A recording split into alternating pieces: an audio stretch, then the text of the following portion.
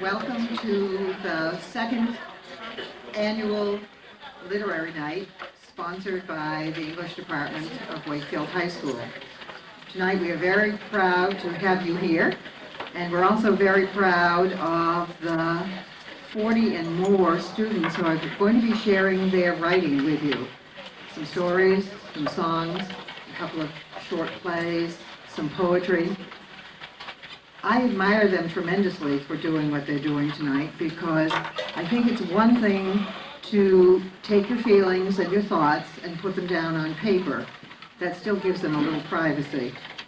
But then, to stand up in front of an audience of family, friends, and strangers and express those thoughts and feelings out loud, that's taking a risk, and for that I congratulate them. So the students are eager and ready, and we hope you enjoyed the evening. There's a real mixed bag here tonight. Some of the work that you will hear was prepared for class, and so it will sound like something that was prepared for class. Some of the work that you will hear was prepared for themselves, for their own pleasure, to help them get through a rough time. And so there will be differences. Maybe the language will sound a little different. Maybe the mood will sound a little different.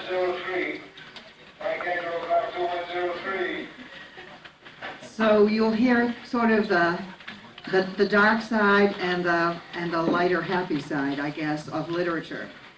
First of all, I want to call your attention to the program. I guess this is the wonderful light side. Now, I know you're all very young, but I know your parents told you about the Beat generation in the 60s and the Beat poets, with their berets, with their bongos, and so forth.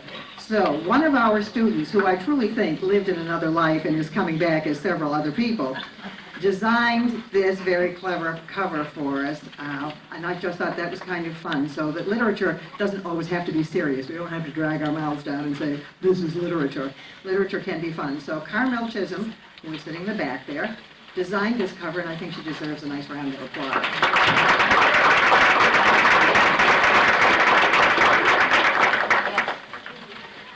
So, with that,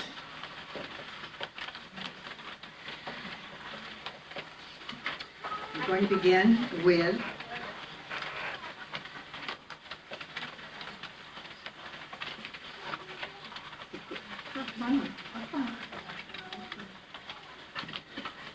we have some wonderful visitors from Japan with us this week, and they've come to listen tonight, and a couple of them are going to join us and actually perform tonight, which is very exciting for us too.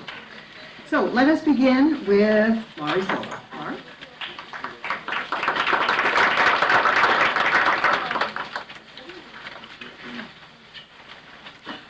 Hi.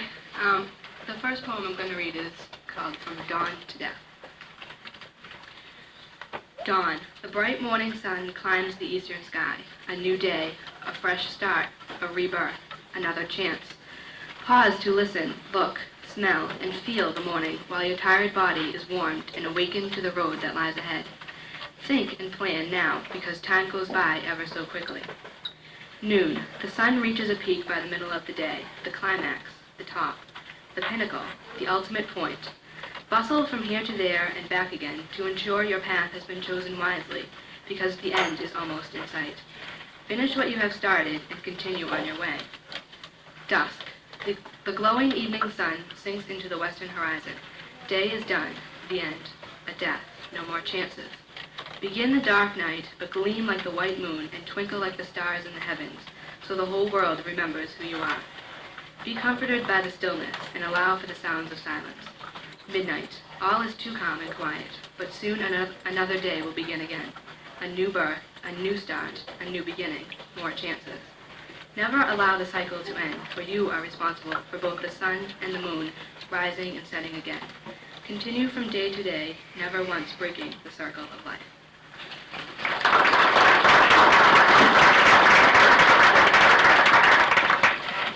Okay, my next poem is a sonnet.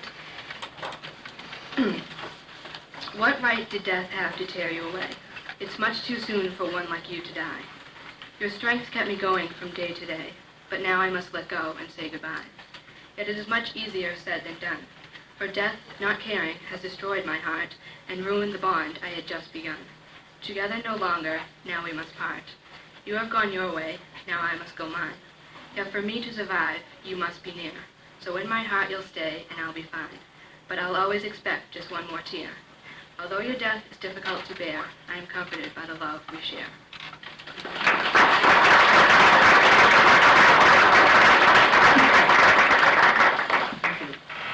And Gina Fink.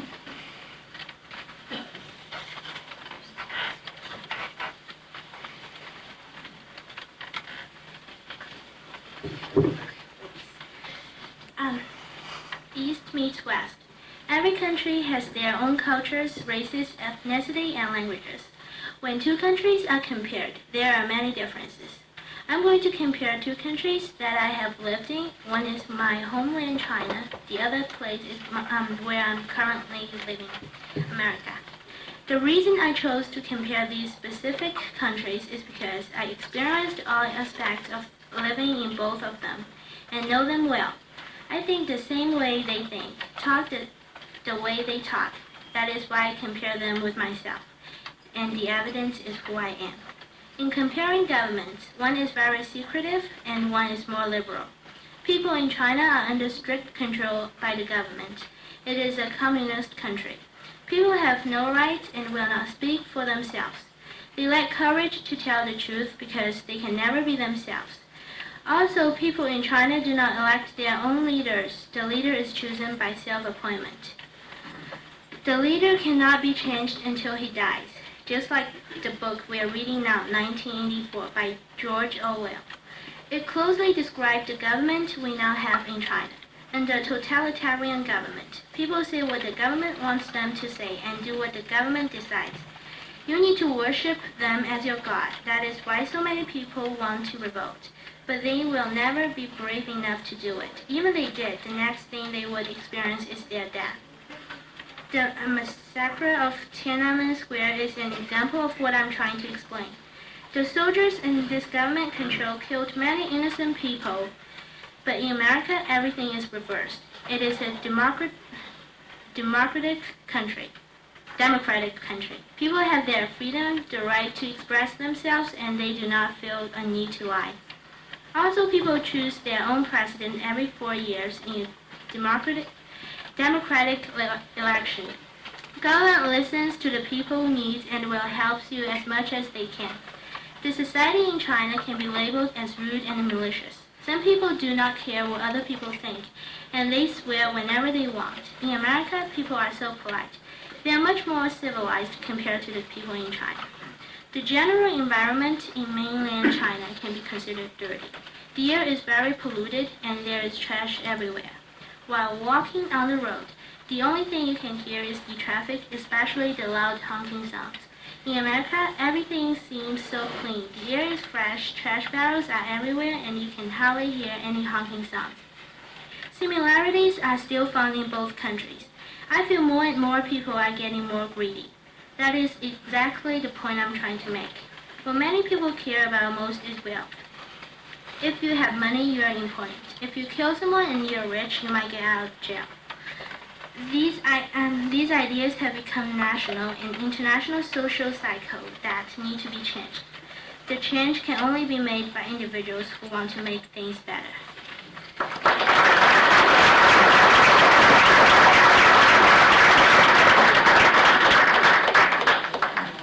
Isn't it nice to hear about us looked at through rose-colored glasses? And it's there. Hi. This piece unfortunately didn't make it very far to the Junior Writers Conference, so I thought I'd share it with you guys tonight. It's called The Performance. There's a wonderful anxiety among the crowd. One could smell the fresh brew and enjoy an array of conversations. The lights are dimmed just right, and the stage has a magnificent glow. Its small hardwood space and one little stool is plenty for this audience. Cheerful smiles and encouraging words gave this little place a name of its own. I like to call it home. The most perfect autumn night allows a crisp breeze to whistle through the room. The windows are never shut and the doors are always open. Backstage is a perfect contrast to the din of the desirous folk. My best friend and I comfort one another, hoping tonight would be our best. It's a perfect night, and the yellowish moon whispers to us good luck. Confidence begins to replace my fear, and tonight is it, I said. My best friend loves the feel of my white silk dress against him. He often calls me enchanting. However, I do not feel enchanting. I feel only human. I sense that it is time for a melodic warm-up. A sweet tune, too soft to reveal the surprise, takes over backstage. We finally coax each other to the rose velvet curtains, and for the first time, I guess I feel beautiful. My clumsy wingtips give me a look that's all my own. All I can hope for is an impression. He tells me that the time has come, and I reply with a nod. One last sip of a sweet mocha java blend is the perfect encouragement. A hush fell over the room in growing apprehension. I love the silence that allows me to hear my white silk brush along a dusty floor. I take my friend by the strap, and his luster tells me that he's tuned just right. He whispers, "All you have to do is sing." Now's the time to perform a tune that is all my own. The music that I composed with my own two hands, and the friend who accompanies me, is an ideal combination, sure to impress even the hardest audience. The wide eyes and still mugs tell me that they're waiting. He too is waiting. He is waiting for me to rest him in the perfect position upon my lap, place the satin strap around my neck, and begin.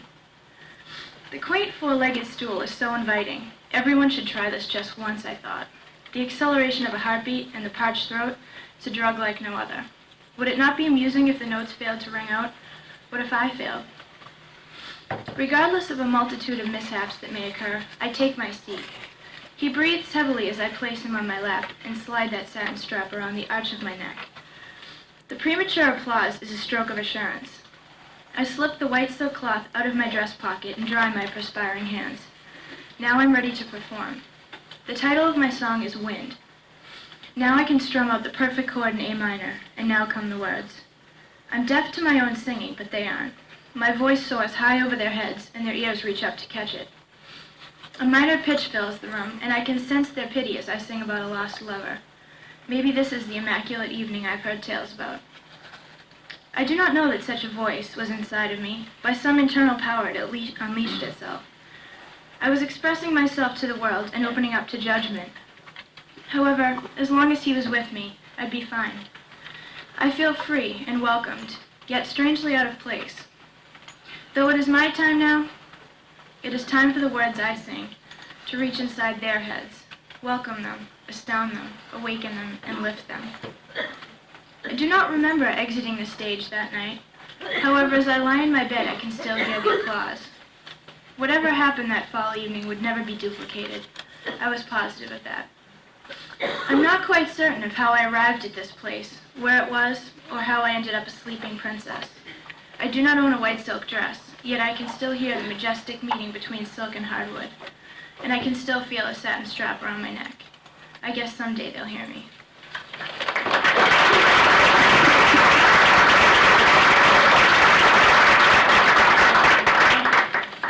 Dean Capaldo.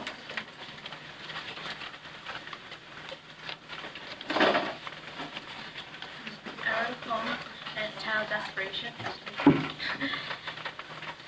They walk hand in hand through a garden of blossoming roses. The golden rays of the sun shine upon them. They sit on the sand of a desolate beach as the piercing silver rays of the moon cast a shadow over them. Together in her dreams, alone in reality. Why must it be this way? The past has dissipated, the present is displeasing, the future is unknown. She can only hope for a wish, she can only treasure a memory, she can only accept the frustration. Yet they come and go at various times, from good to bad, bad to good, from upsetting to painful to hurtful. She can do nothing but sit and weep. She prays that someday the rosebud will bloom once again, but now the dry petals fall lifeless to the ground. Isolated and apprehensive, she wants to move on. The river flows but does not take her along. The twists and turns of a serpentine road lead her nowhere, help her none. She asks herself why, but she receives no explanation for her anguish. She feels nothing, she takes nothing, she offers nothing until she is able to see through her tears. She hides her pain. For a moment she views happiness.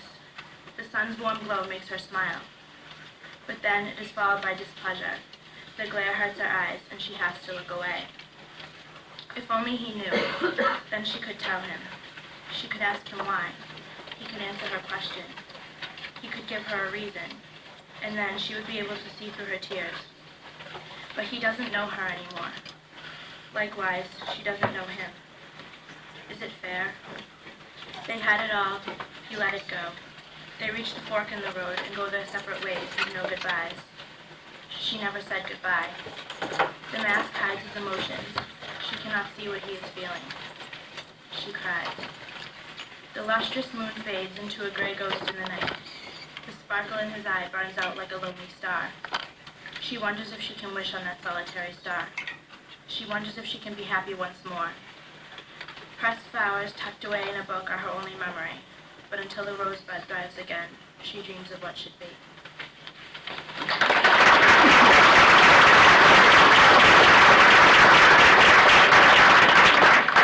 Gallery comment.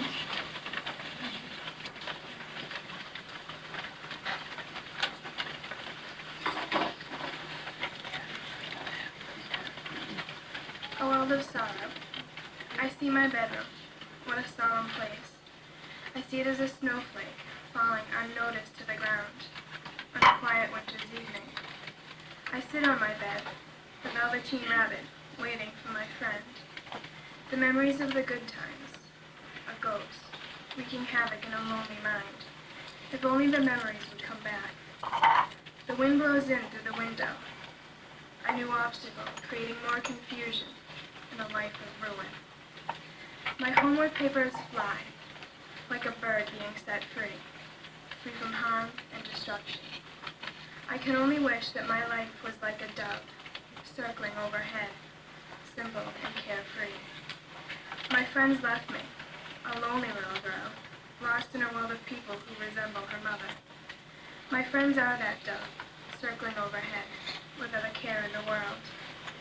I stare into my television, a black abyss, inviting me in. The telephone sits silently next to my rigid body, a weapon of power in a powerless life.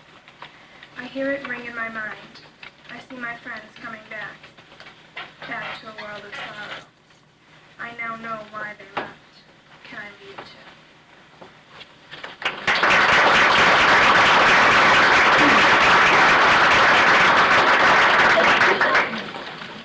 There's some deep thoughts in some of these minds.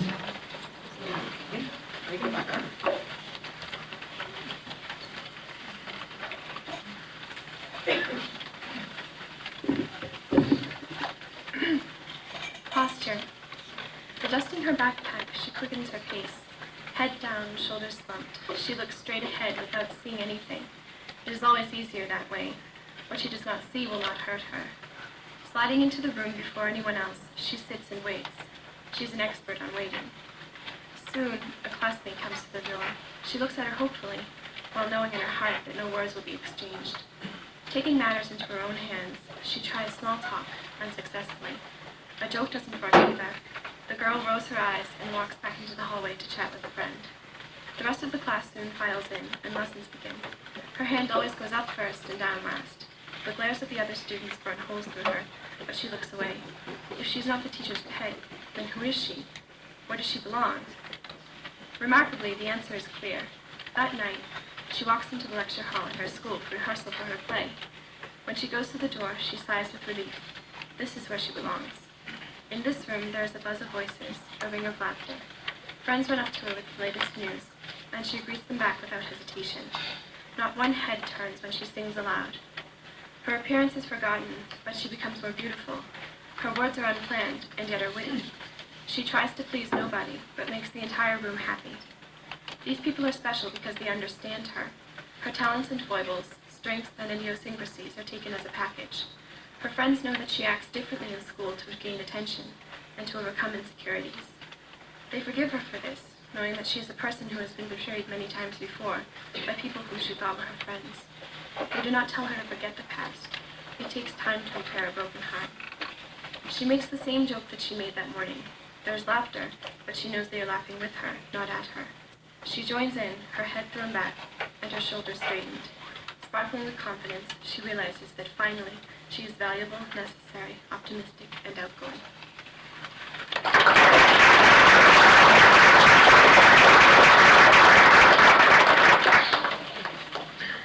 Michelle Montanez will be with us later, so Adam Carlson, please.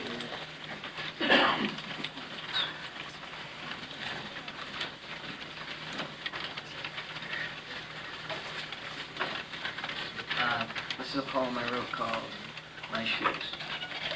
My shoes. My shoes are a reflection of who I am. Comfortable, reliable, simple. Sometimes they move at incredible speeds over the ground without stopping or breathing. Sometimes they wait by the door lazily for me to put them on and go out. Sometimes we just relax in my room and think about the old times. Times when we had no worrying, when we were brand new and had no troubles. But now there are puddles and snow and other shoes to be worn. Along the center of attention, we enjoy each other's company, and we wear well.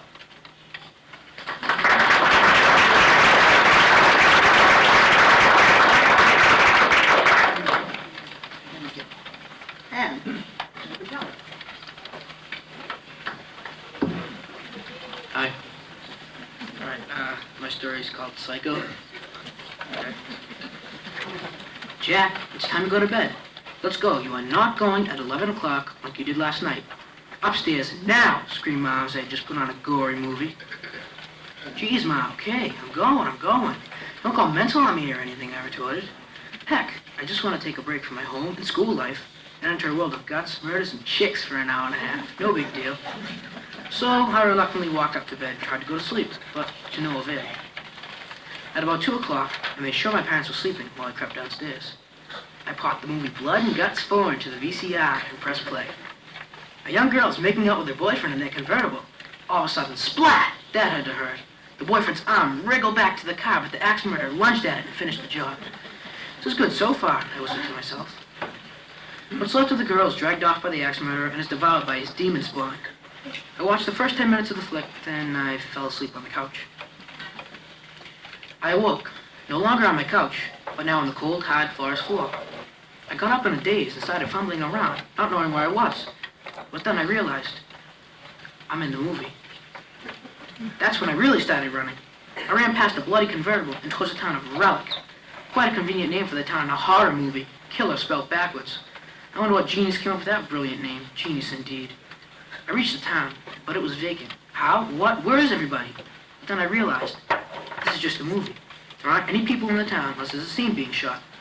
But then, why is he here? I saw him, the axe murderer, creeping toward me at a steady gait. You're going to die, boy! Oh no, I bellowed. I did not realize myself running at full speed away from the psycho killer. I tripped, falling over a dismembered head. Holy expletive, I yelled. This isn't happening. But it was. I ran towards the center of town, screaming obscenities at that thing, person, whatever it was, trying to get it away from me. I ran through the streets, not even daring to go inside a house because, well, have you ever seen what happens to the guy that's running away from the crazy axe murder and goes into a house? He doesn't come out. I felt that I had a better chance running down the street. I might run into a part of town where there was a scene taking place. Luckily, I did. A babysitter is inside her house, watching television in the dark with someone sitting next to her, most likely her boyfriend. I crept up to the house and knocked on the door. It opened. Not a good sign. I walked in and said, "Hello? Is anyone in here?" No answer.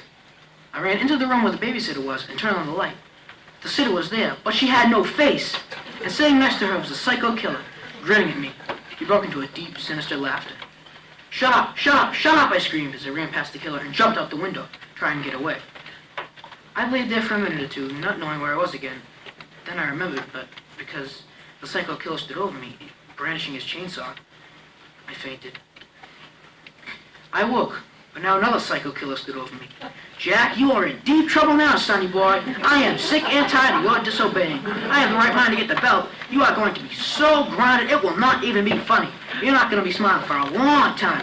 Now get your sorry butt upstairs and get ready for school. Disobey me, will you? I don't think so." Boy, was I glad to be home. The moral of the story is, do not disobey your mother, or else you might get chased by a psycho-deranged person in your dream while your mom turns into one.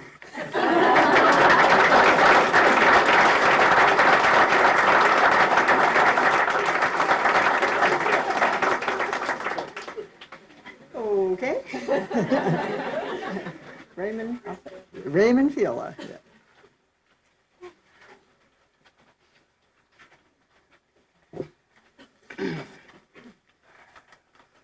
I read my poem, Ode to Evolution. As Darwin sailed on the Beagle from 1831 to 1836, he collected birds, being specific on all of his picks. Finches that ate bugs, and some that liked berries. Longbills for termites, others for cherries. Man descended from monkeys and apes, Darwin believed. Scopes taught this, and from school he was heaved. A court held Scopes in a scorching July heat. When the trial was over, Scopes had been beat. Scopes and his lawyer ordered an appeal. The judge ruled again and freed him from jail. It's sad how somebody can't say what they think, even if they found a common link. People ask questions every day. Here are a few that they would say. Are we worms in new faces, or monkeys that tie shoelaces? Are we from the sky or trees, or something that flutters in the breeze? Are we from water or land, or something that lives in the sand? Did we fly? Did we always walk? How long did it take us to talk? Why do we have different body features that separates us from other creatures? How did a giraffe get such a large neck? Evolution is real to this aspect. Evolution is the answer, without a doubt. If it wasn't for it, how would we have come about? Our skin is different colors, white, tan, or black, a spine we find in our back. We have 5 fingers on each hand that helps make castles in the beach sand. 5 toes on each foot that we fit in a shoe. Our eyes are different colors, brown, green, or blue. We don't have feathers or scales, or barnacles like humpback whales. We have skin, not animal fur, or tusks like elephants and wild boar. Time will pass and tides will turn. Things will change from their origin. Fossils from the past connect to the future, finding matches to a modern-day creature. Drawings on cave walls of mythical beings. Shallow graves mark places of past grievings. Did man create God, or did God create man? Are we from a hot puddle, or a substance like jam?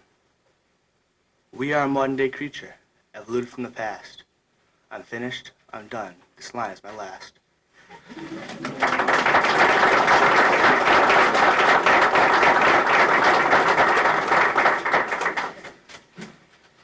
We can answer any of those questions, we'd be doing well. And Rose Nadeau.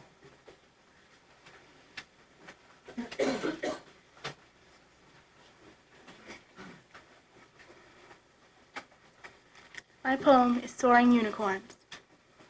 Out beyond the house of my youth lies a high cliff over a paradise below, and often to the cliff I would go to sit and recollect on things that had passed.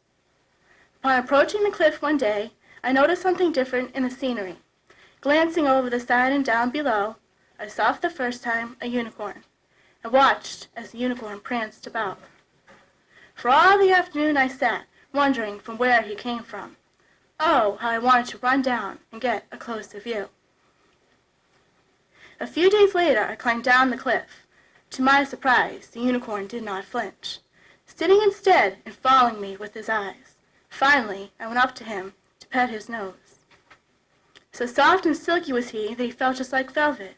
The more I stroked his magnificent coat, the more he nuzzled me with his nose. And upon my leaving, he would not let me go. I told him I had to go, but he insisted I stay. Finally, I obeyed and remained. Deep into the nightly hours I sat and gazed, as best of friends we became. Although we talked not, I understood all he said. Although we did little but sit, I was not bored.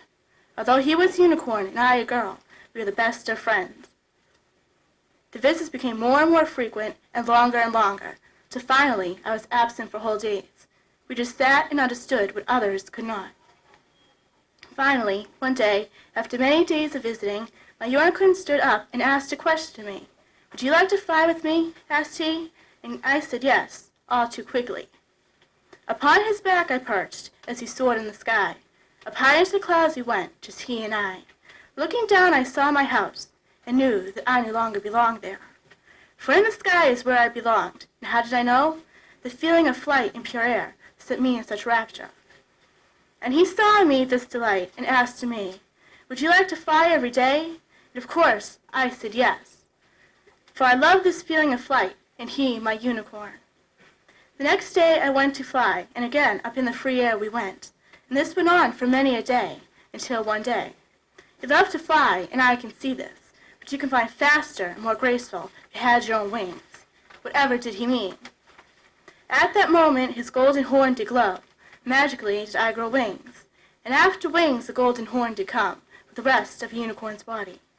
And from that day forth did I fly, alongside my best friend, so graceful and free did I soar, that never did I mourn for the house of my youth.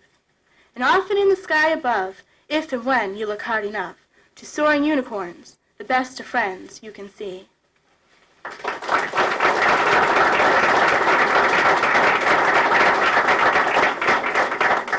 And next, Gina DiGregorio.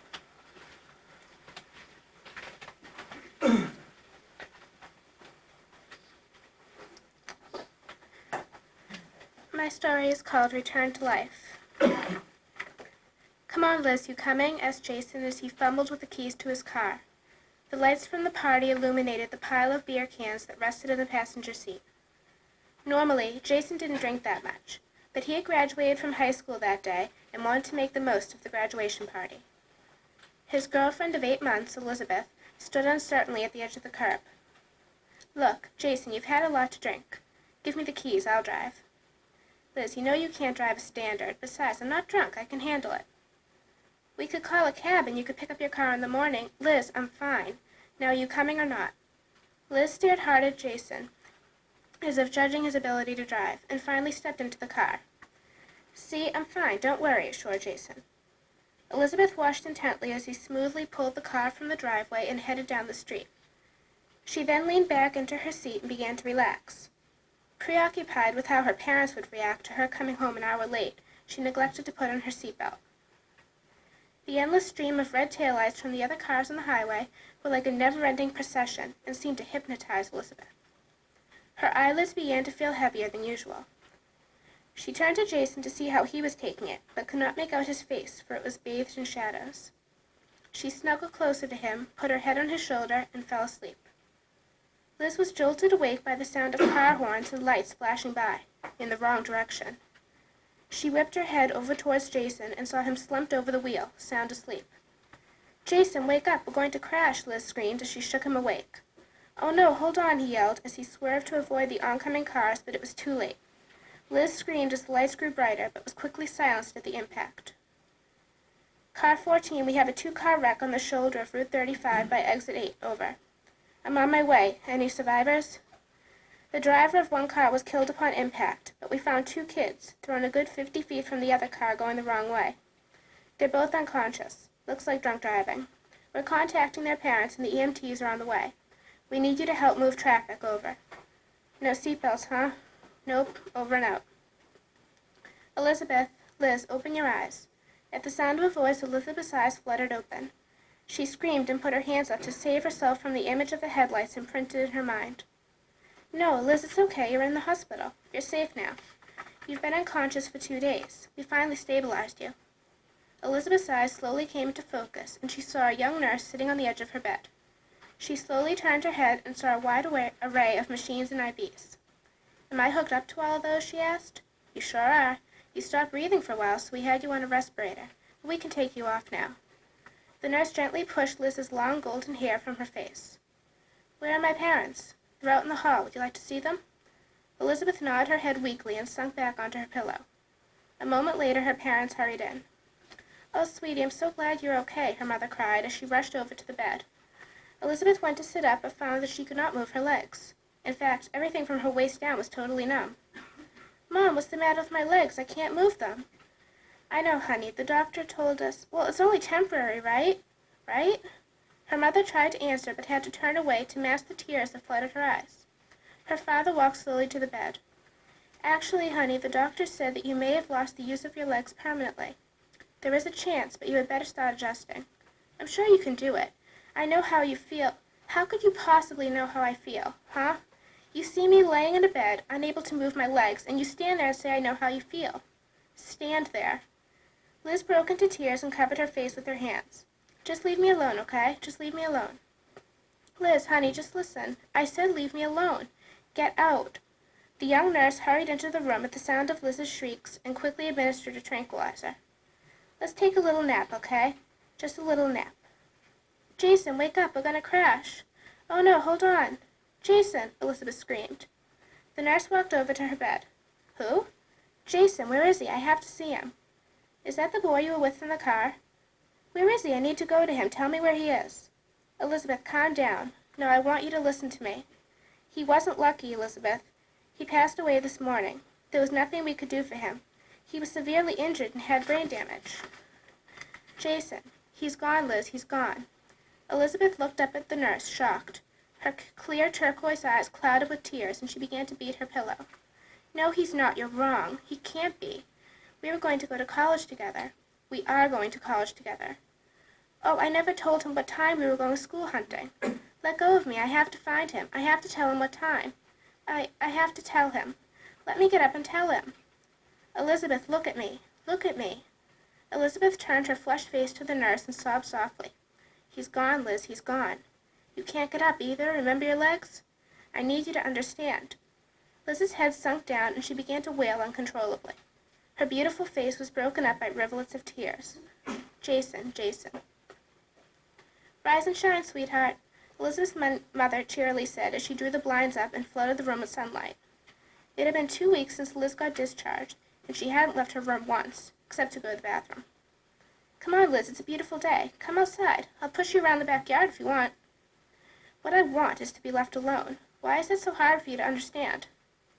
You've been cooped up in this room for 2 weeks. It will do you some good to get some air. Will it now? Will it cure my legs if I go and get some air? Huh? Will I be able to walk again if I get some air? Huh? Will I? Well, no, but I thought so. I prefer to be here, thank you. Liz, you know the doctor told you that he could try a surgery on your legs. There is a risk involved, but it may work. You could learn to walk again with artificial legs. Some mother you are. You want me to take part in a surgery that may kill me, and even if it works, I'll look like a freak. I'm not exactly going to blend in with plastic legs. Fine, it's up to you. I'll leave you alone, but at least change out of those pajamas. They're getting pretty ratty looking. Who are you, the fashion police? Shouted Liz. Leave me alone. Just get out of my life. Her mother stood there, shocked and hurt, her hand frozen to her mouth. Didn't you hear me? Asked Liz coldly. Her mother slowly walked out of the room, but returned a moment later. No, she said flatly. What? Asked Liz. You heard me. I'm not going to take any more crap from you. Mom, this whole family has been bending over backwards for you, and not once...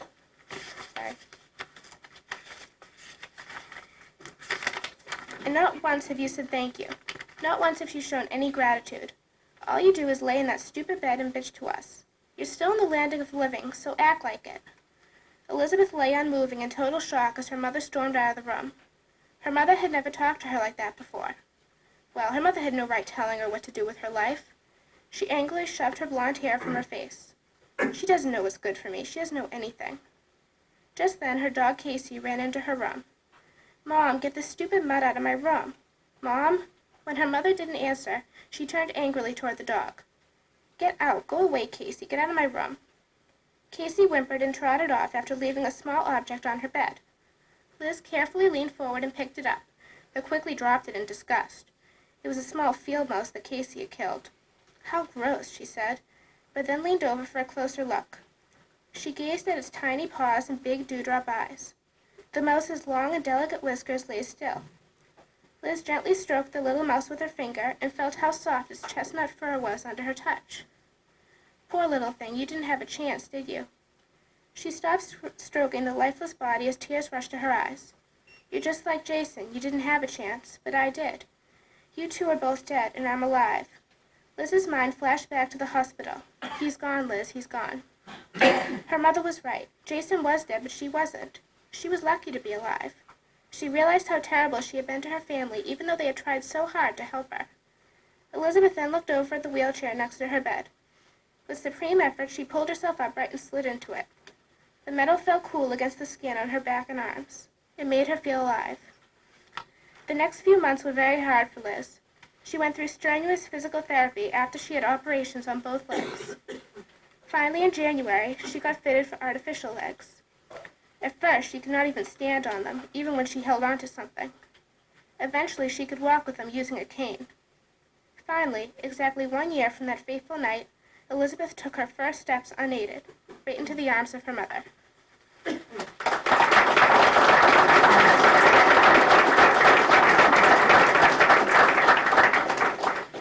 And our next author is Amy Walsh.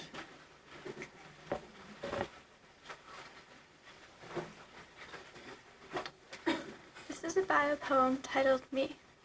Amy. Quiet, musical, friendly, and hardworking. Daughter of Jan and Bill Walsh, who just want their children to do their best in all they do. Lover of music, animals, and teaching. Who feels happy, helpful, and understanding. Who needs friends, family, and support. Who gives help, advice, and love. Who fears thunder, angry people, and heights. Who would like to see Disneyland and Japan. Resident of Wakefield, Massachusetts. Walsh.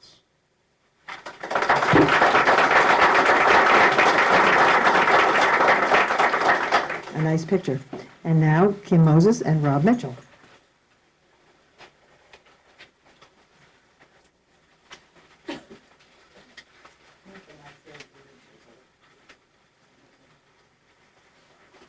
Hi.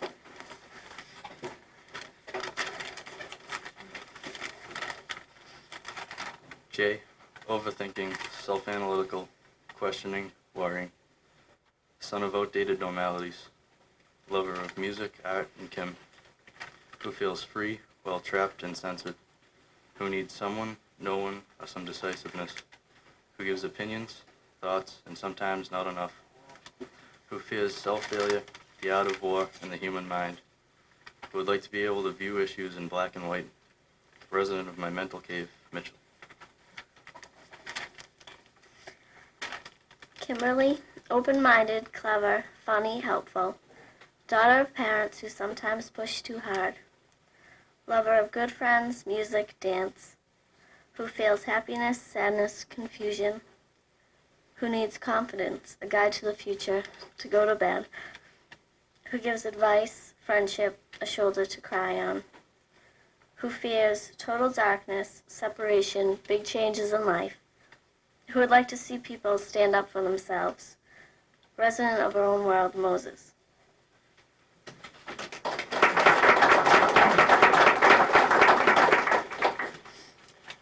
Transparent morality. If truth spawns life, then we have all died. If compassion yields illumination, dark is our future. Self-realization, the mother of all struggle, grips in her balance a somber yet unreprimandable fury. Piece by piece, day by day, hour by hour, we falter to an unprecedented downfall, while those who reveal this hellish, downward trail prosper on our behalf. If falsehoods carry death, our existence is obsolete and barren. If hate breeds darkness, then the sun is drowned.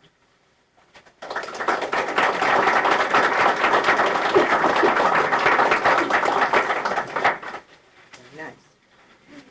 Brianne McCarthy.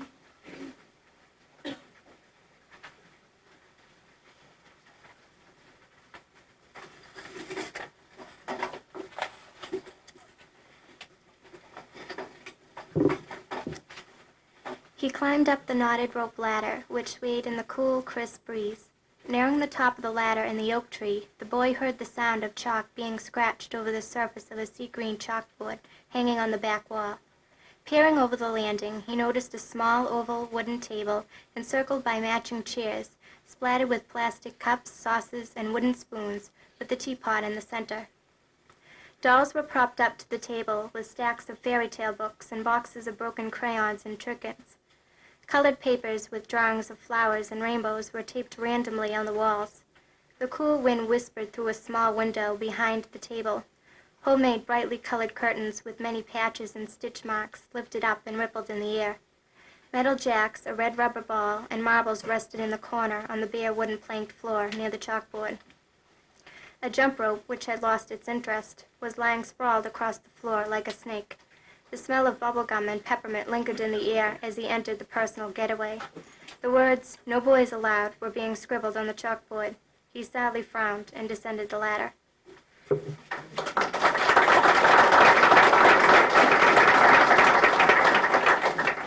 And now we have Sean Yapchik.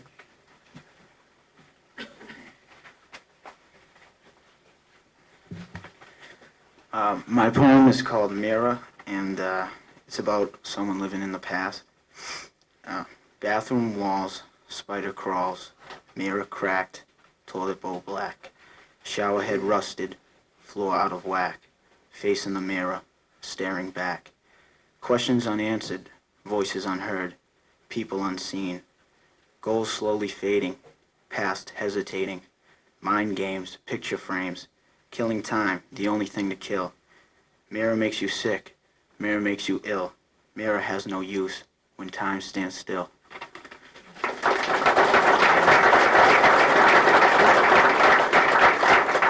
Right. And Sarah McLean.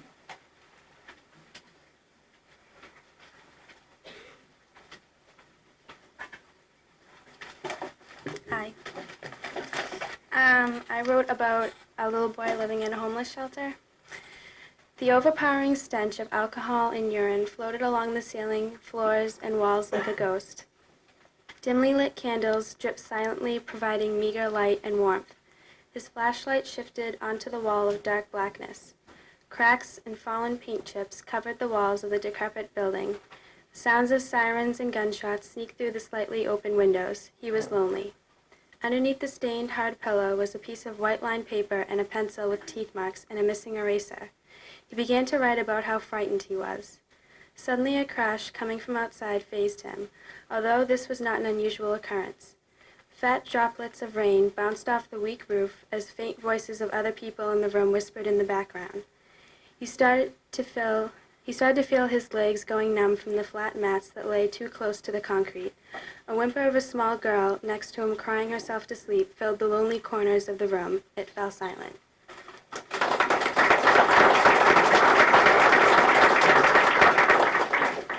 Now we have a team effort of Lindsay Alamo, Andy Daly, and Christopher King.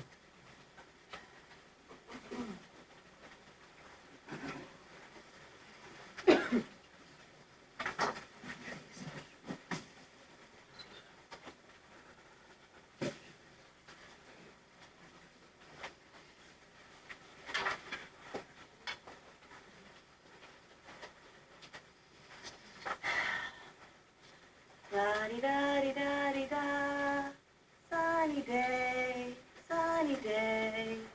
la-di-da, di-da-di-da. Hi. I'm Sparky. Well, actually, my name's not Sparky. It's actually Jennifer Wilson Gutierrez. And you're an alcoholic? Okay.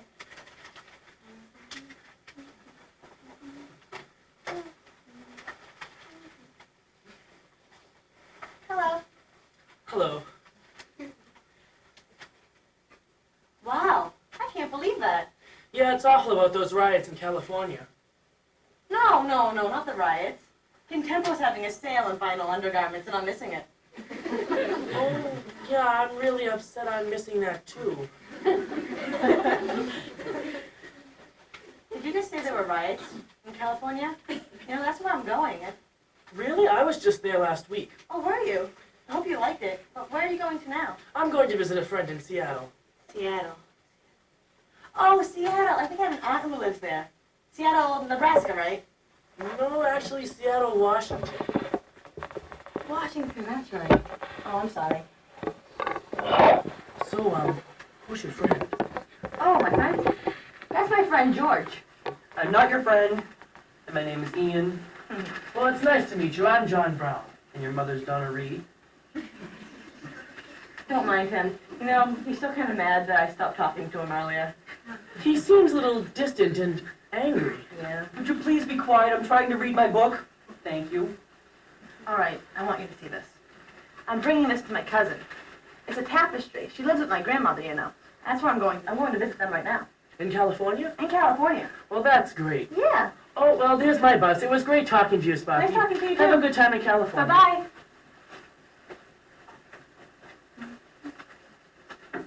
So what are you reading?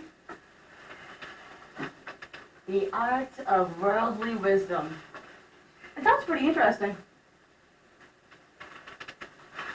Okay.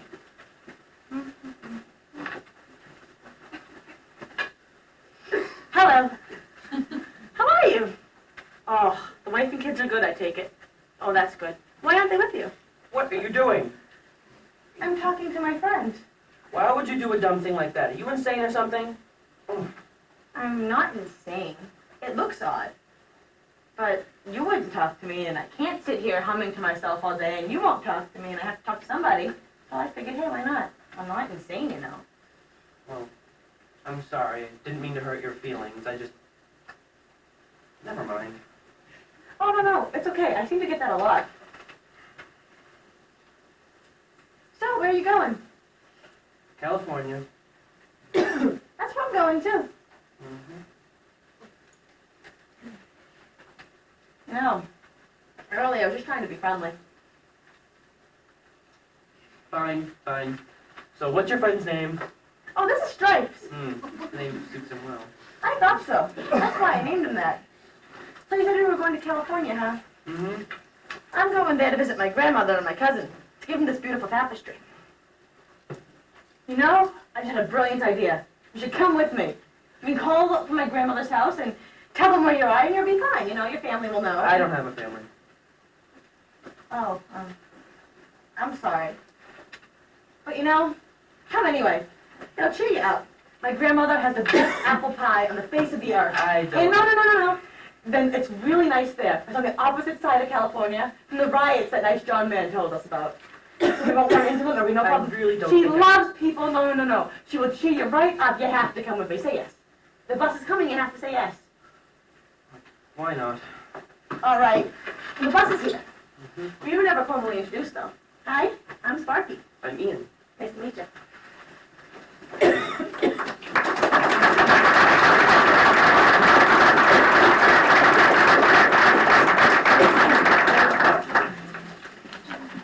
All right, and is Tiffany here, or is her reader here? All right. We have a couple of people who were not able to make it, so we have some nice people who are filling in as readers. So, Rose Nadeau is going to read Tiffany's My Sister.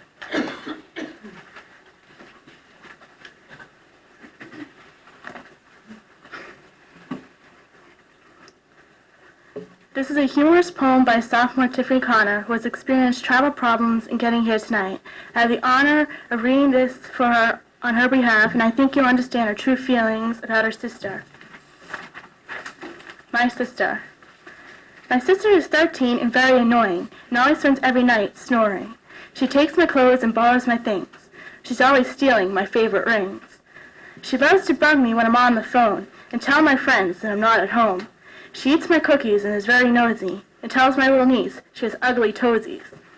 She also has her good side too, especially when she tries to get things by saying, I love you. At times she can be friendly and warm, but sometimes too friendly, loving with charm. She's always willing to go for a walk. She knows how to cheer me up when I'm sad, and she definitely knows how to make me mad. When we fight, she knows I usually let her win, but she takes advantage and pokes me with her pen. She borrows my money and never pays me back. But since she isn't working, I give her some slack. I really hate when she's in my room. When she walks through the door, it seems like I'm doomed. Other times, she can be a real phony. When she was little, she could really pretend to be lonely. She used to be the only one who could call me Tiff.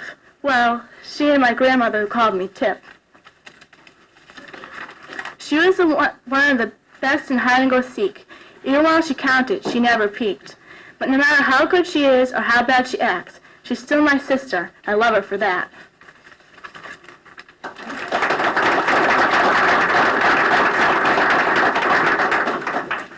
This is really Rose's place tonight because Lisa Donovan is not able to be here, so reading for Lisa Donovan, Rose Nadeau. This is a personal essay by Lisa Donovan. It deals with something very important to her, and I have the privilege of reading her essay to you. Where did my love for drawing begin? Well, I can remember in kindergarten, my drawing of a jack-o'-lantern was chosen to represent October in the New Year's calendar. Believe it or not, that just may have been the motivation to start me on years of drawing and my love for art. In school, as you would expect, my favorite class was art class. I always tried to do my very best, and most of all, I always felt great pride in bringing my project home to my parents, who embraced me with compliments. Years of finding and developing my technique and habits brought the things I loved into my work. I would always draw designs, flowers, and animals on everything I did, including my homework papers, tests, and quizzes, which many of my teachers didn't like. After experimenting with many kinds of work, I realized, for me, drawing was the basic element to mostly everything.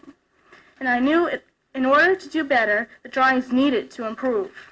In junior high, my grandmother gave me a very special birthday gift. It was a registration in art class for that summer.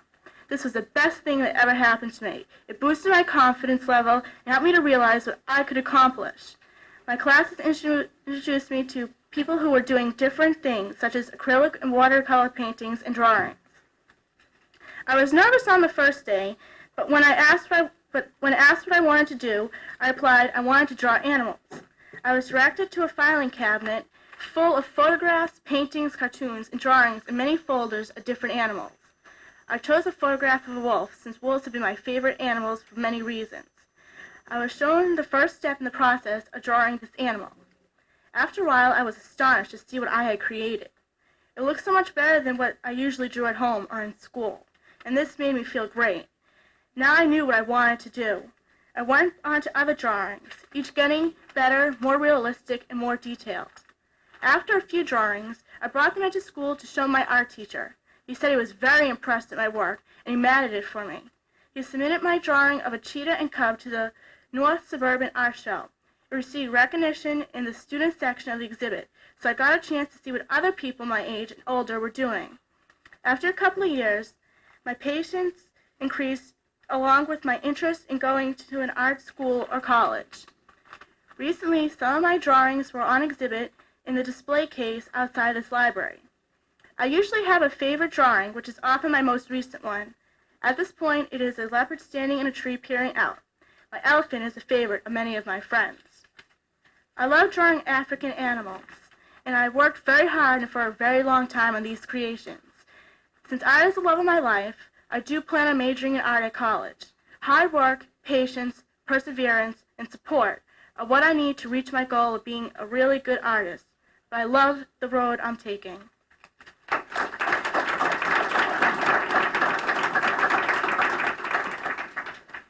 Isn't the variety amazing? I'm always struck by that. Right. Our next person is Chris Nelson, who is reading Apache Sun, written by Andrew Jennings. This is sort of like the Oscars, isn't it? Accepting for... This is a short story written by my classmate Andrew Jennings. As the sun pierced the dim sky, the night was gone, leaving a wetness on the grassy plains and a chill in the air. Quickly I ran to catch up to my father. "Father," I yelled, "I am strong, brave, and loyal. I want to be a warrior and fight beside you."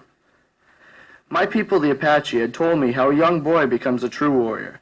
They told me this through stories and dances. My father, Swarming Bull, the Apache leader, who is strong and wise, is who I am destined to be.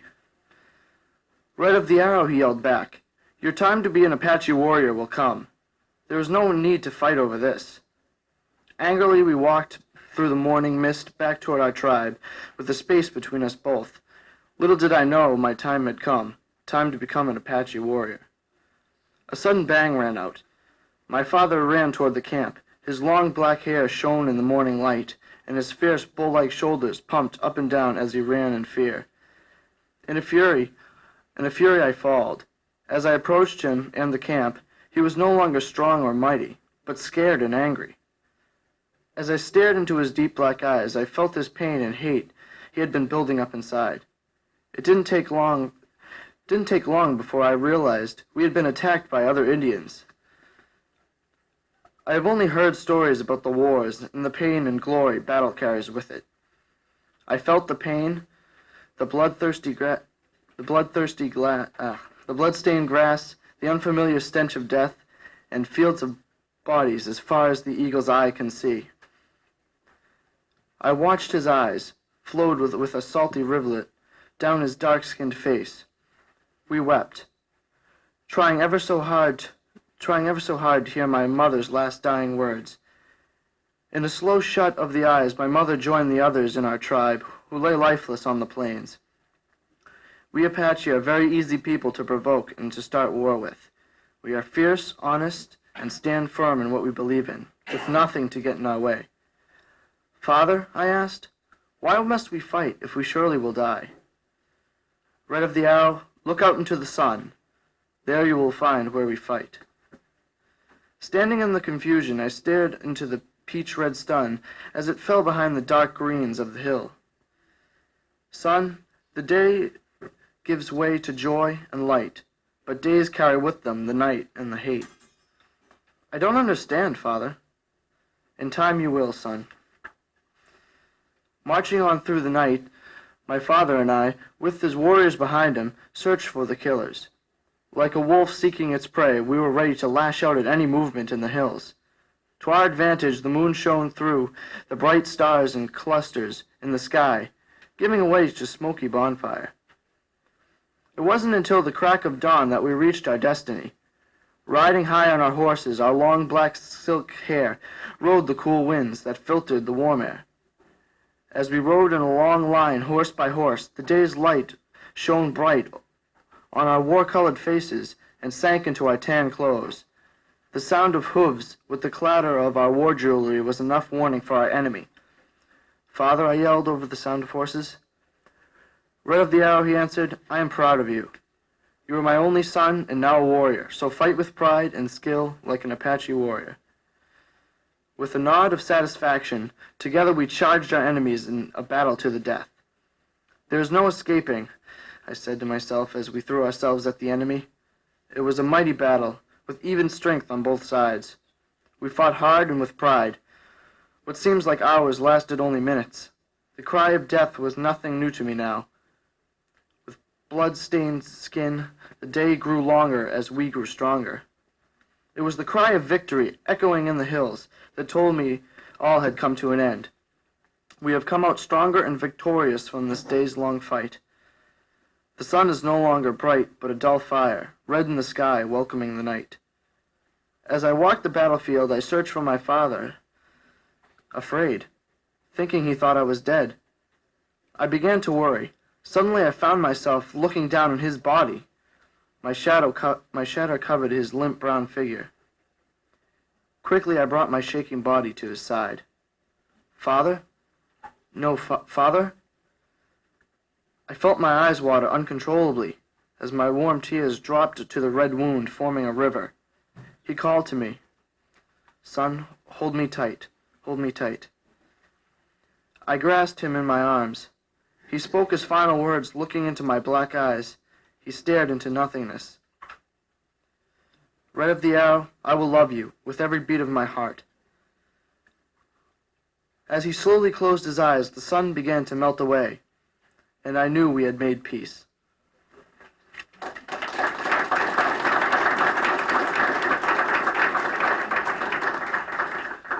All right, as we move toward the end of our first half, we have Justin Remedia.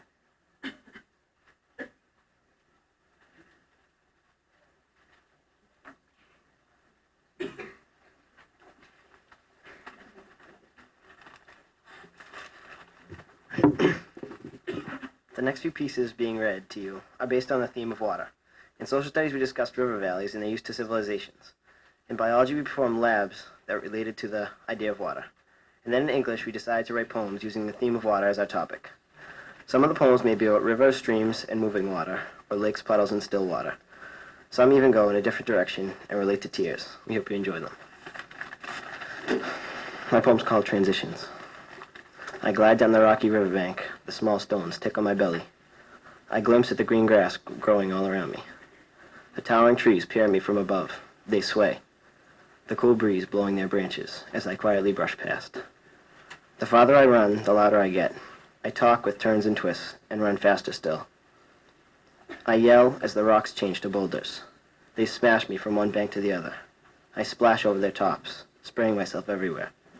I scream as I cascade down the edge of a mountain. My cool mist wets the riverbanks. I am powerful. My force and my fury send frenzied animals searching for shelter.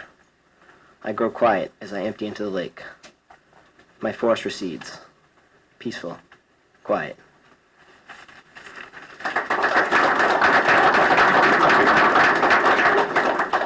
My poem is called My Door. They flow and flow, dropping silently, dropping to the ground.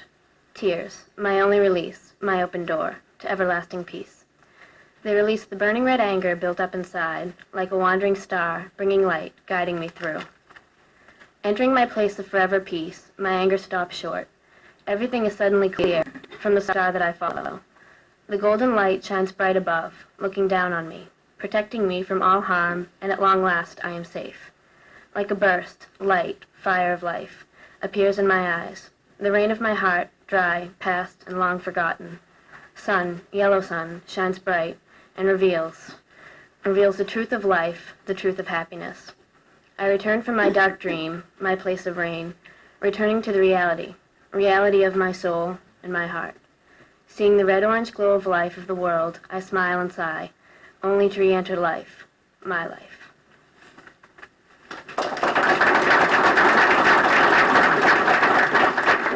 This is a poem written by Steve Sorrentino, who couldn't be here.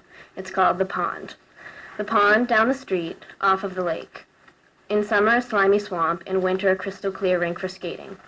The brilliant light white of the fallen snow, as if the clouds had fallen from high above.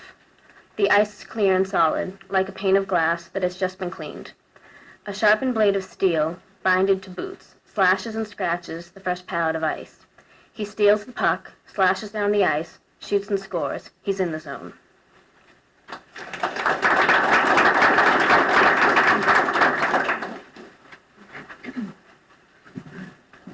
My poem Selena was written after reading the novel A Patch of Blue, which is the story of a white blind girl who falls in love with a black man. Colors, colors everywhere, tell her, she won't care. Unable to see, what will she be? A blind young girl like a pearl. She sits in the park, it's always dark. To her mother she'd always be a helpless blind heart, but Gordon had a big heart. As it started to rain, could you feel her pain? Her pain he felt as he helped. Without her eyes she could not see. Still she realized he was a true human being. But Gordon was black, and he wasn't coming back.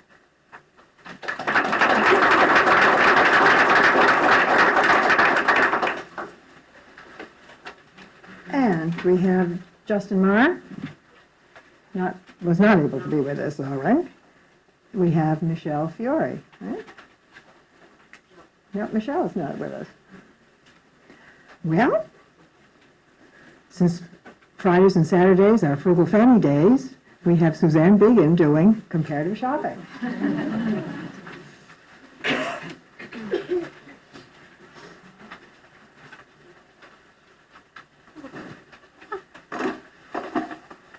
Hi, I'm going to read my essay, Comparative Shopping, that I wrote last year. If someone were to take my parents to the mall, she would notice that my parents are complete opposites when it comes to shopping. I've had the pleasant experience of shopping with both, and each trip requires that I take on a completely different preparation plan, method of shopping, and attitude. However, both trips are successful in their own way.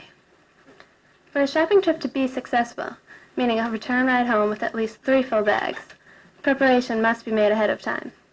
Depending on whether I'm going shopping with my mother or father, preparation time varies greatly. Oftentimes, my mother will require that I make a list of exactly what I need, and I must have a specific reason for needing it.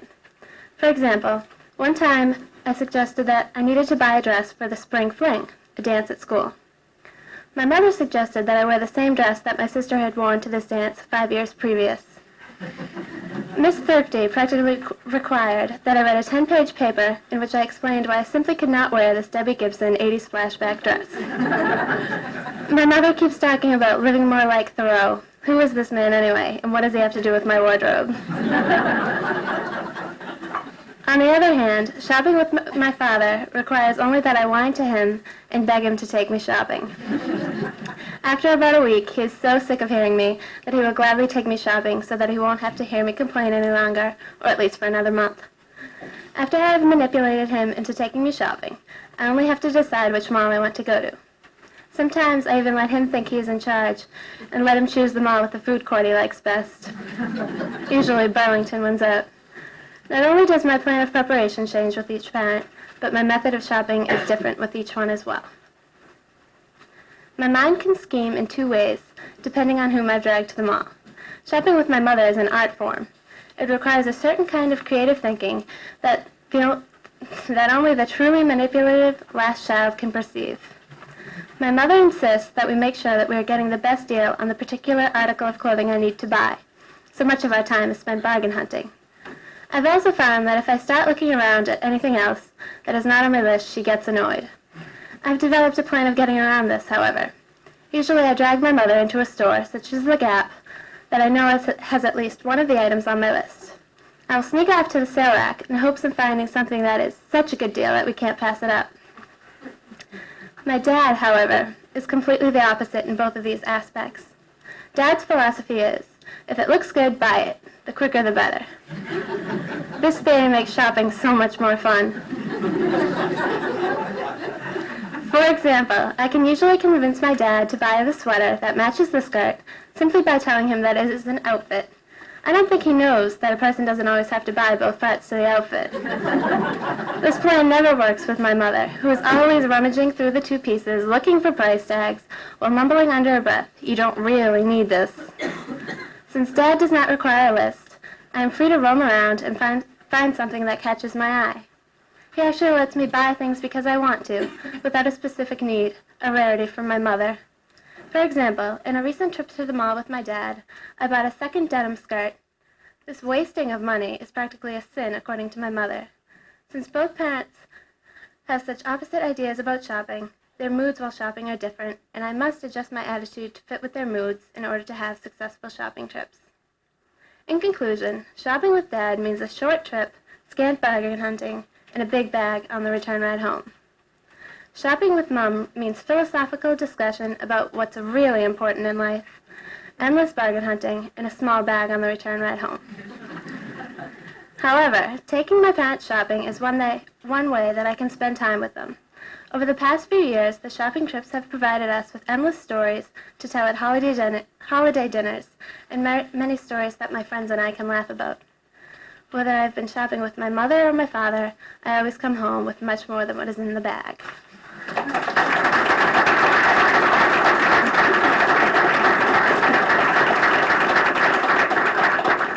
That must have rung a familiar bell. We're going to take a little bit of an intermission. We have some wonderful things coming up in the second half, so we invite you to have some coffee, some pastry. We have our Japanese students who are going to perform for us, and we have a tribute to the Beat Poets. You can't miss it.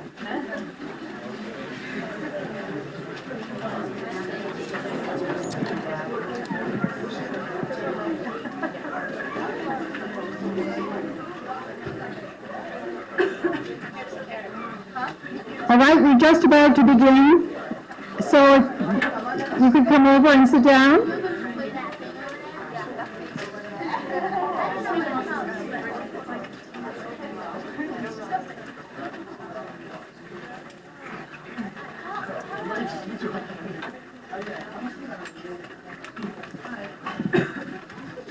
All right, we're going to begin the second part of the program with an original play by Carrie Chapman.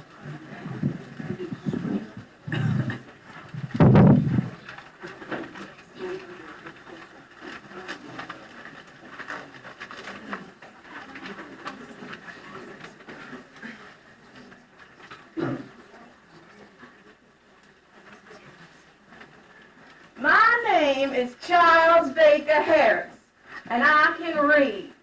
That's from the book To Kill a Mockingbird. I always found that an odd type of way to greet someone, but anyway. My name is 16-year-old girl. You might be asking, why am I not telling you my name? Well, people attribute all my petty problems to being 16, so why even bother using a name? That which we call a rose by any other name would smell so sweet. Shakespeare.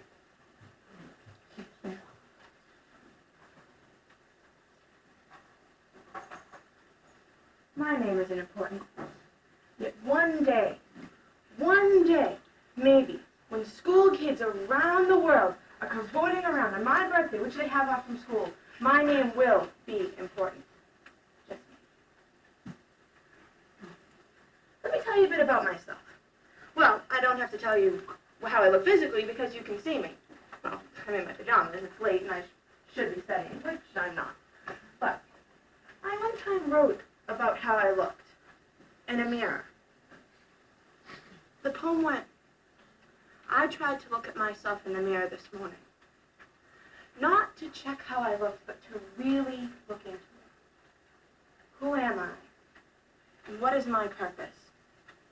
Is this hand-thought combination that I possess called poetry really that valuable? What color are my eyes? Green, I think. But the true question, the important question, what color is my soul? People tell me gold, but I really don't know. I looked in the mirror this morning to find all my questions had already been answered. My eyes are green. Yeah, I wrote that. I write a lot. It helps me vent. Venting seems like something I do very often. Speaking of ventilation, why don't I tell you why I have to vent? Well, simple. High school. A typical teenage domain. I wake up, seems every day at the crack of dawn to catch the bus to take me to this prison. And mornings are trying because I'm not fully awake yet. But then again, by the looks of everyone else in the entire student body, neither are they. I walk through the hallways sometimes and feel like scared. I mean, I don't have to. I mean, no one can hurt me or harm me in any way. I mean, I'm in school, but it's hard not to feel that way. It's just hard not to feel that way. It's cold in here, isn't it? I don't know. It could be me. I mean, it probably is, considering I'm only 16. Burdens of high school can really, really chill you out. The bitter thing of high school. I mean, I'm cold all the time. My hands sometimes are just like 2 blocks of ice that will never seem to melt. Will never seem to melt. Perfect example of this. I was sitting in the study hall the other day, and I was just diligently studying, as we all do here at Wakefield High. I noticed a piece of paper on the floor. Well, simple piece of paper, crumpled kind of in its appearance. And in blue pen it said, "Help me. Help me." Simple words. Simple plea to a world that's just not capable of answering, nor is capable of understanding. Help me. Help me. I sat there and looked at it for the remaining 24 minutes of the block, which I should have been studying geometry. Desperation. The desperation of 2 words wrapped in a piece of white paper stamped with a plain piece of blue ink. I mean, maybe I'm wrong. Maybe it's just, I don't know, the unremitting boredom of a typical high school student passing a note to a friend. Help me.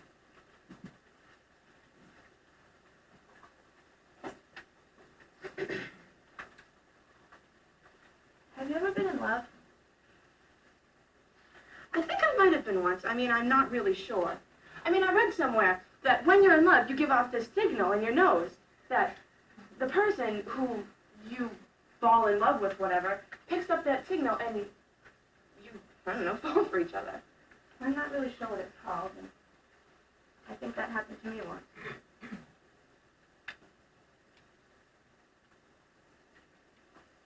I wanted to hold him in the palm of my hand. Watch his back rise and fall. And know that he was at peace with himself and at peace with me. The color of his soul seemed to fit so perfectly in my lifeline, but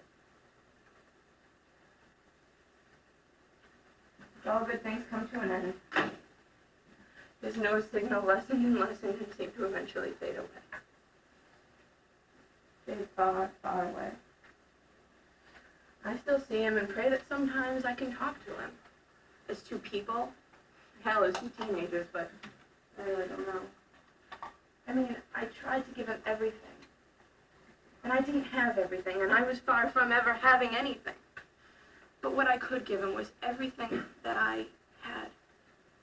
Every aspect of myself. I mean, it wasn't much, but it was pure, and it was honest, and it was everything that I had.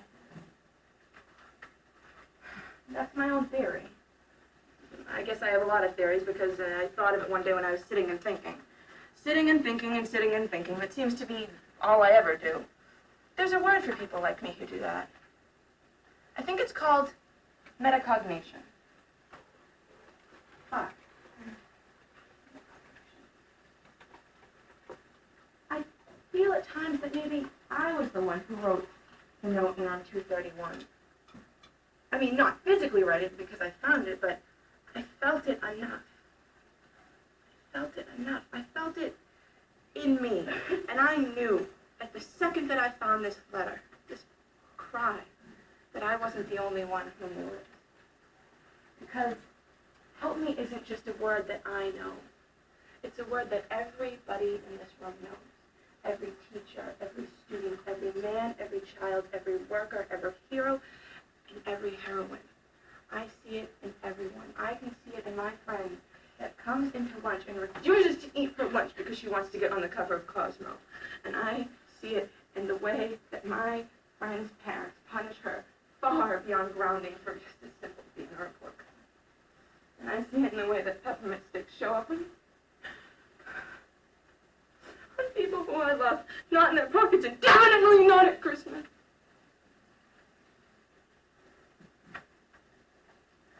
But for anyone who's ever said these two words to anyone, to anything, or even to themselves, all I can offer from myself, from anything that could be pure and honest,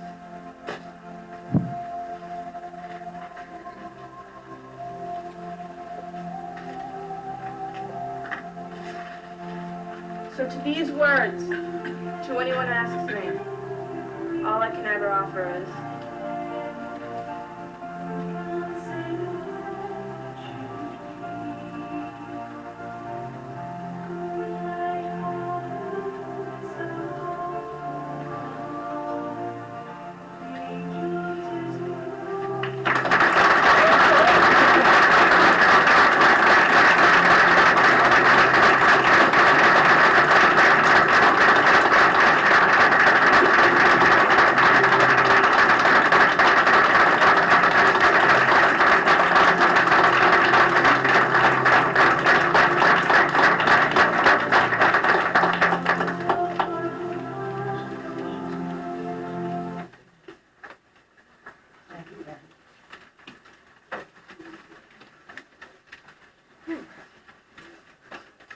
We have a little special treat tonight. We have our visitors, as I said, from Japan, and perhaps we could do things sort of simultaneously. If Harry, if your crew could be moving this out, Yeah.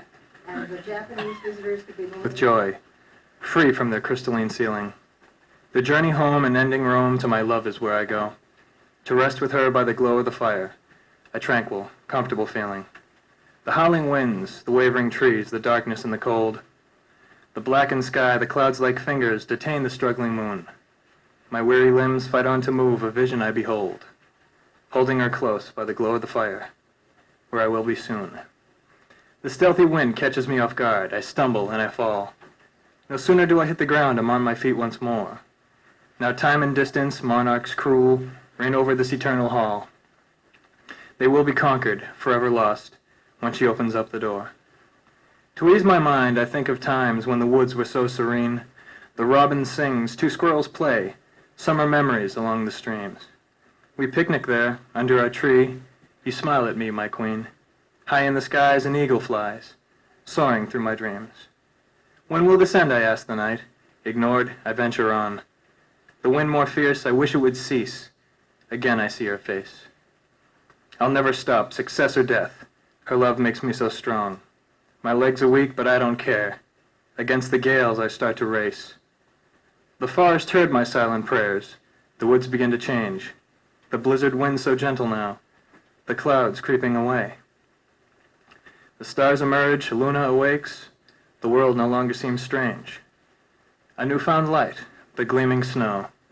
Disappearance of all the gray. The moon is full, help lights my way, each step towards my home. Celestial path, a blanket of glass, holds up beneath my feet. A surge of energy quickens my pace.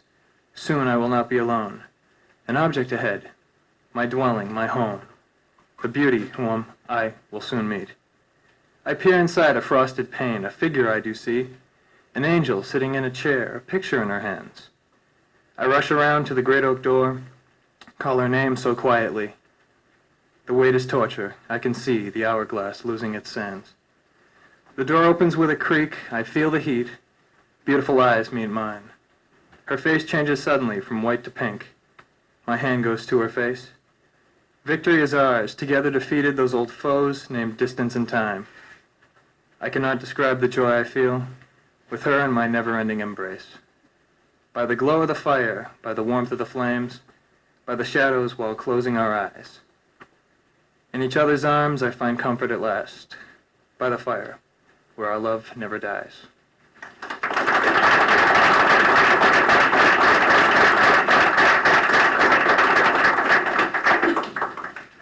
One of our authors, who was not here earlier, is here now. So Michelle Montanez, please come up, and then we'll go back to those tired seniors.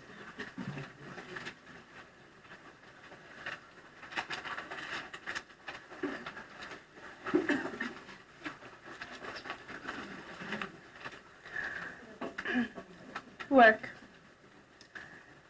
In a small, black studio, suffocated by the heat of July, I try to breathe, and stretch, and work.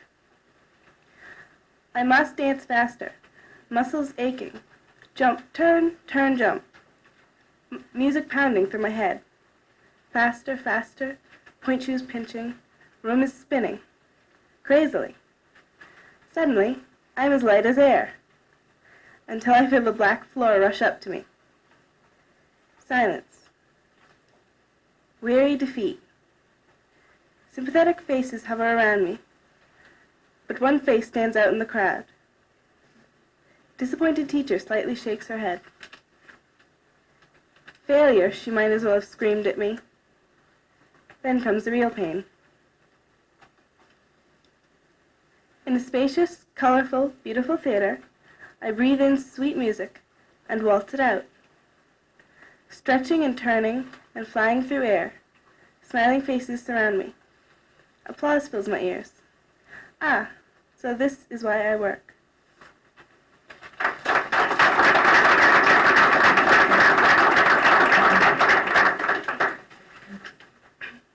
This is a character sketch I wrote called Costas. Costas Lathoris is a tall, gaunt man of 76. His skin is paler than it used to be, and his eyes are a soft, fading brown. Even at his age, he has the ability to look distinguished, even a little intimidating at times, for he has very heavy eyebrows and a protruding Greek nose. With long, striding steps, he walks with his nose in the air, and he occasionally gives a loud, sharp cough to announce his presence. However, this confidence of his is just a facade that he probably learned to assume during his years spent in the army. He is really a relatively meek person, and he is only stubborn about the things that he strongly objects to. Costas is constantly catering to his very demanding wife, Hazel. On Tuesday night, after a long, tiring day, Hazel's sing-song voice breaks the weary silence. "Cos," she calls. "Cos, are you awake?" As she listens, she hears his slow, deep breathing. She tries again. "Cos?" His breathing shortens, and he wakes with a start. "What is it?" he asked. "Oh, I didn't mean to wake you. I wanted to go to bed soon, and I need my yogurt." Costas sighs. "Right away." Later that week, Costas' grown daughter Charlotte lectures him on being too active despite his weak condition. "Your mother needs me," he argues. "She can't walk too well." "She can walk to the refrigerator," she exclaimed. "Mom walks all over the house when you know it. When you go out, you know that." "Charlie, it is not your place to tell me what I can and cannot do," he snaps. Charlotte sighs and gives up. Why can't he be that stubborn with Mom, she wonders.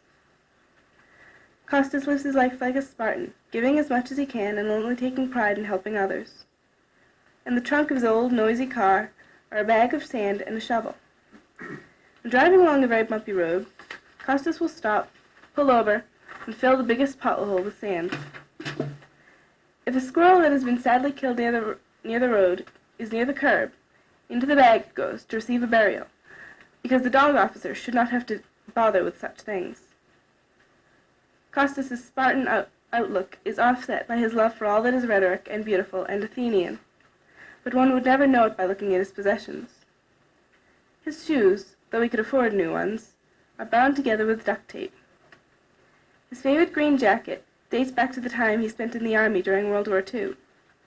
It is crudely stitched with black thread, but Costas boasts that after all these years it is still good.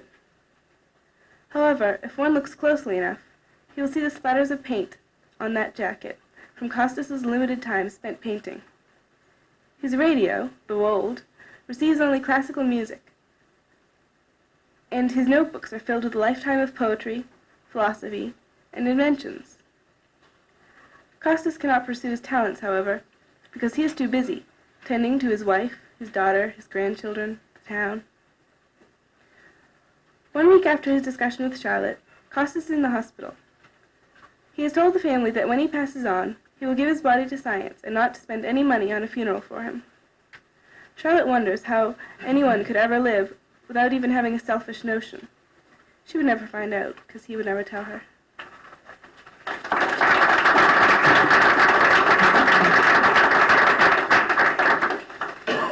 And now Katie Guerin.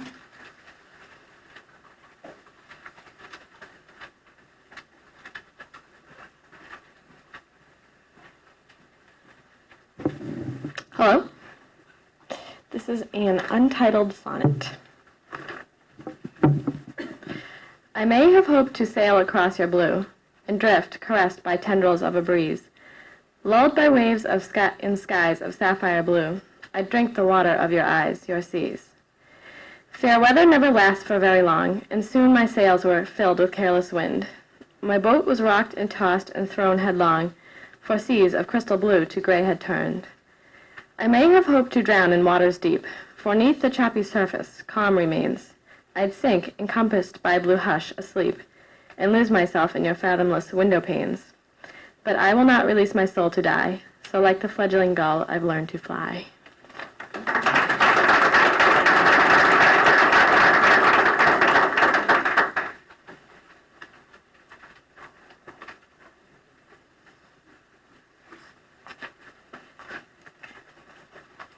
Okay, I am a senior. This much is evident.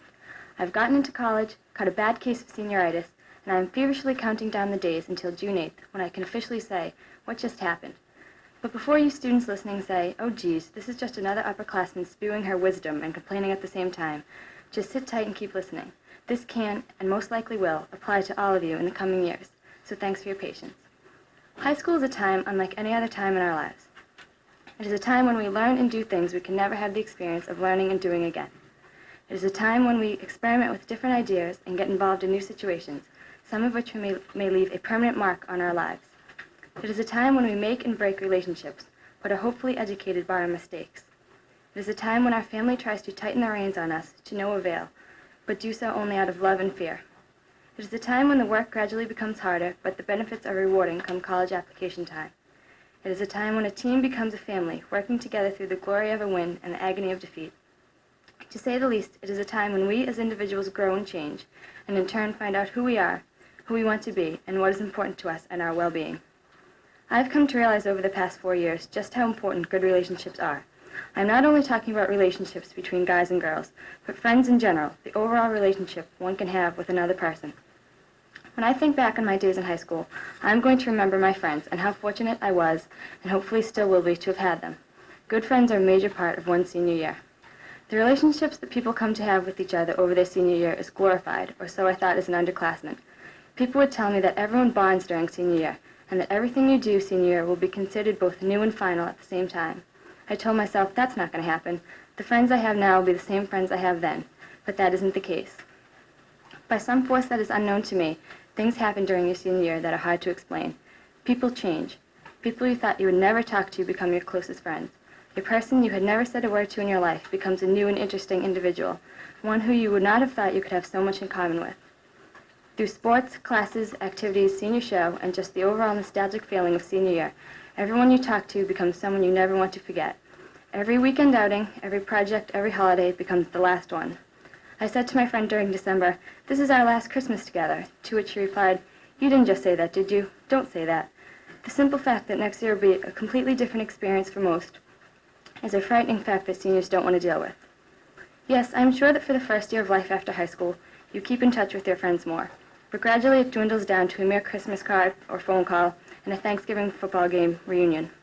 These people, these friends, the ones you spend every waking moment of your life with, won't be there anymore. At the same time that you are going out with them every day, you are not dealing with the fact that soon they will not be there at all. It is an unspoken rule. Do not talk about the impending doom. So this, in fact, is the reason that seniors tend to be fun-loving, loud, friendly, and to a certain degree lazy. For those who don't understand where we are coming from, we seniors are trying to get the most out of our friendships, both new and old, before they are abruptly ended. The relationships that we have worked on for 2, 3, or 4 years will undergo major renovation before our very eyes. In actuality, senior year is our last hurrah. I do not have to tell my fellow seniors to take these words to heart. They already have. But to those of you who still have a few more years of high school left, make them the best. Enjoy your friends, your family, your team, your life. Because after you graduate, things will never be the same.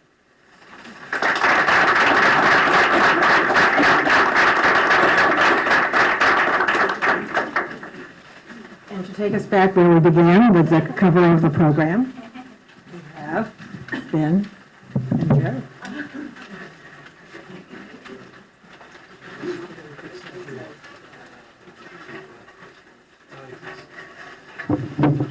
All right, we wrote a little tribute to the Beat Generation, which spawned a lot of writers like Ginsberg and Kerouac.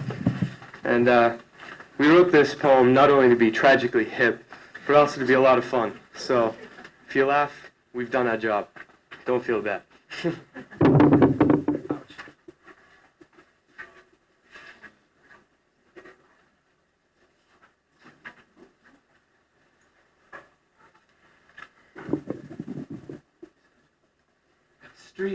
Street lamp, so fine. Darling street lamp, how you Shine.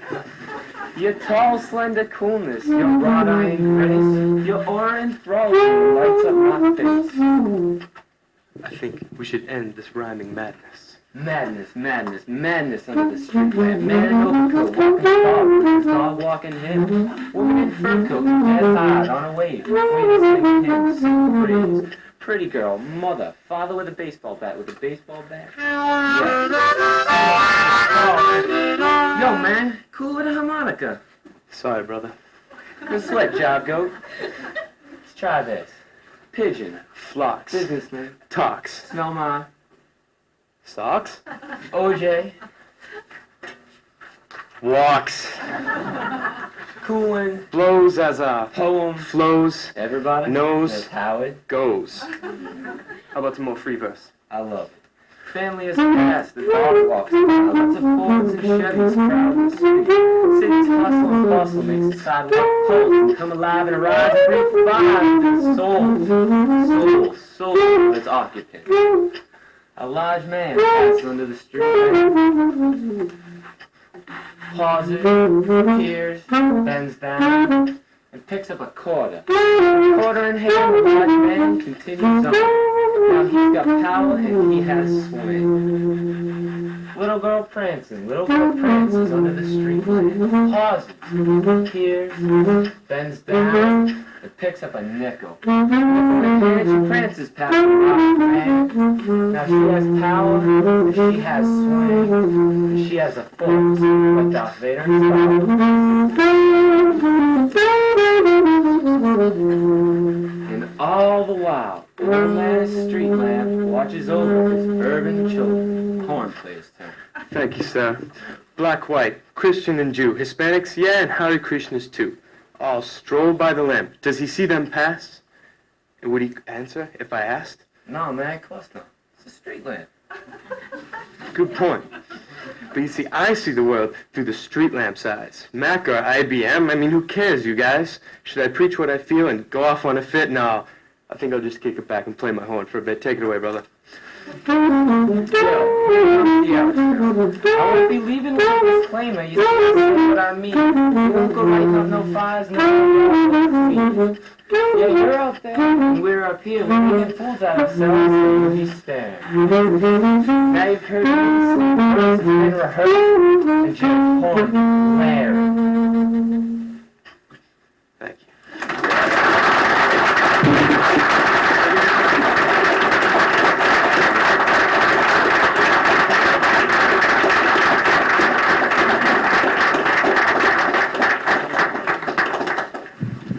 Thank you all so much for coming this evening and joining us. Wasn't it fun to go back? Good night. Thank you.